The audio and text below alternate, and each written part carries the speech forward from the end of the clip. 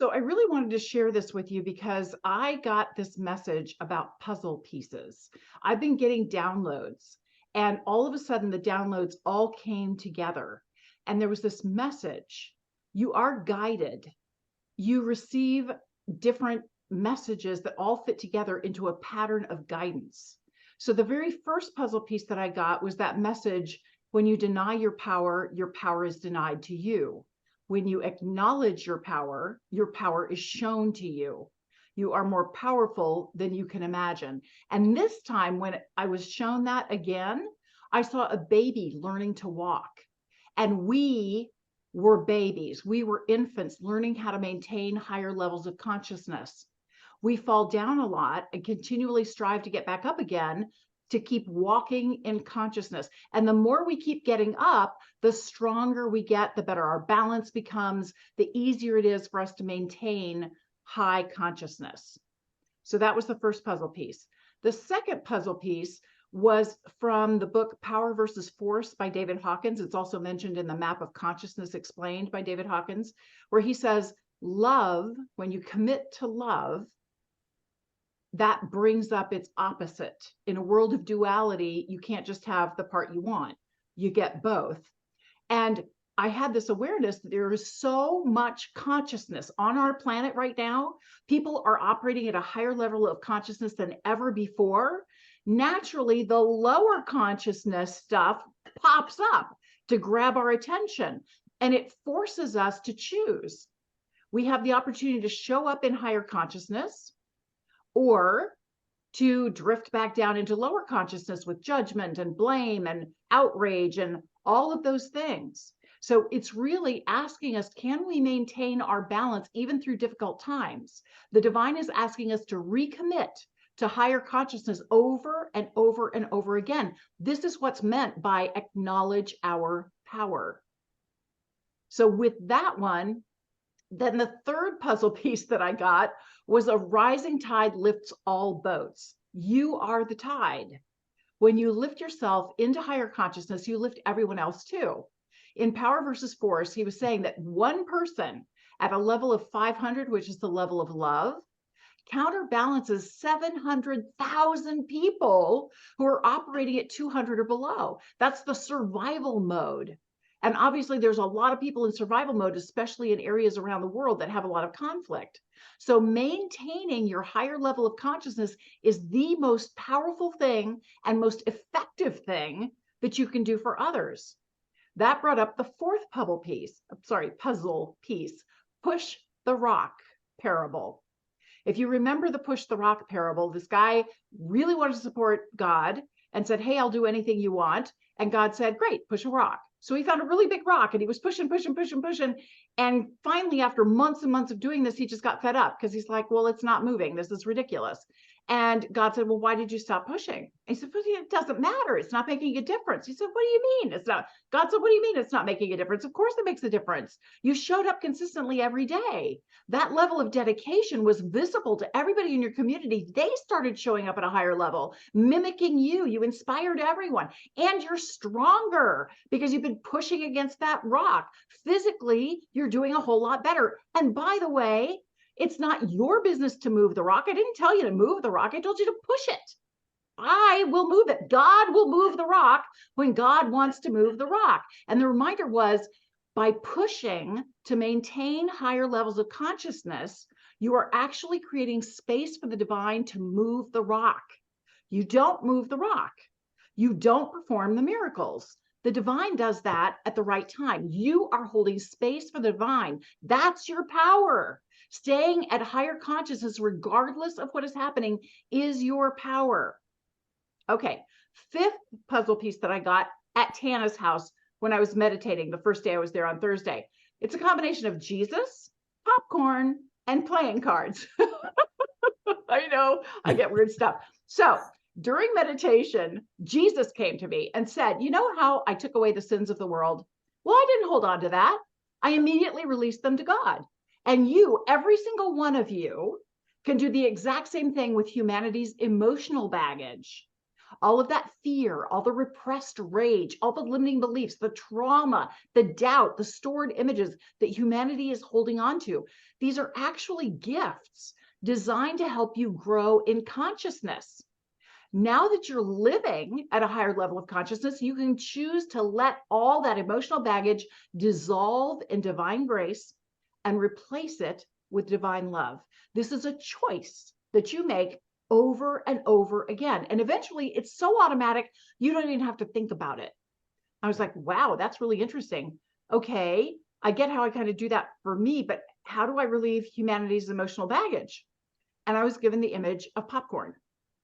So here's popcorn heating up in a pan, and you are the first kernel to suddenly expand into consciousness. Your expansion indicates that the temperature and the conditions are perfect, and suddenly all the other kernels start to pop open. Then I got another image of playing cards. I was playing cards with the divine. I'm going to get choked up because this is such a joyous experience for me. It's just over the top. So I gave the divine the card of fear, and the divine gave me back the card of love.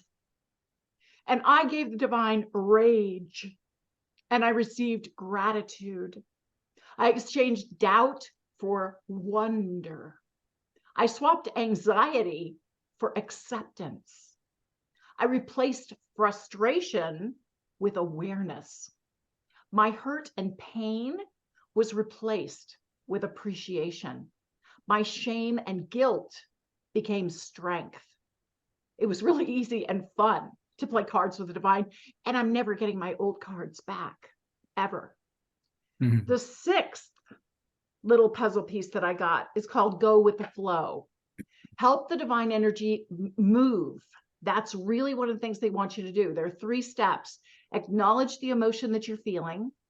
The second one, understand the meaning about you of what you're being told that comes behind the emotion. This is why the emotion's showing up for you. And then the third thing is to send the energy on with love and gratitude. You don't hang on to the emotion, you let it go. So let me give you an example. The emotion that I was feeling is concern for people who are in war zones, the trauma, the terror, the horrific things that they're going through. I wouldn't wish that on anybody. The meaning behind that is that you are compassionate and empathetic. And I don't know about you, but I think compassion and empathy are excellent core values to hang on to. I want to embody those core values. So now I'm ready to send it on with love and gratitude. And I had this awareness that Nelson Mandela and Viktor Frankl experienced massive spiritual transformations because of their trials. So I can choose to see people who are dealing with challenging situations as heroes. So I can think that I'm so proud of those who are facing really challenging situations for deliberately finding higher meaning and purpose in their experiences and looking for the light. I commit to be their lighthouse. Mena was channeling through me. I commit to be their lighthouse by beaming them love and blessings. So thank you for this emotion, divine, because it gives me the opportunity to be my higher self. Buddha is believed to have said, what we think, we become. What we imagine, we create. What we feel, we attract. So I got a completed image that you are continually guided to come from your higher self as your role as a partner with the divine. And they're so proud of you. That's why they're giving us these big challenges and asking us to hold the space, hold the higher consciousness, because that will make all the difference in the world. So I have an intention that is for me and for all of us. And I'd like to go ahead and share my intention because I know some of you will have to leave a little bit early. And I'd really appreciate all your energy around this. In Love and Light, we hold the intention that we choose to use our divine power to automatically acknowledge and release all emotions, memories, and beliefs that don't serve us.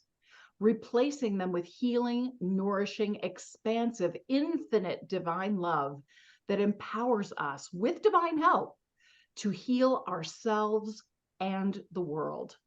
Thank you, divine. Thank you, thank you, thank you. It is done.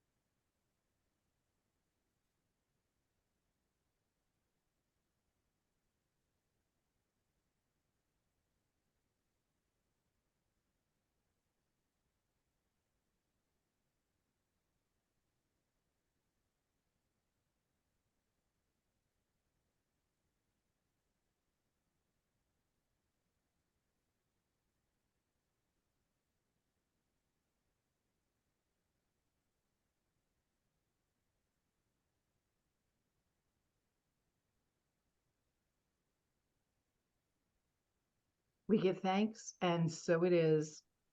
I want to thank you for being such a huge blessing in my life. Thank you.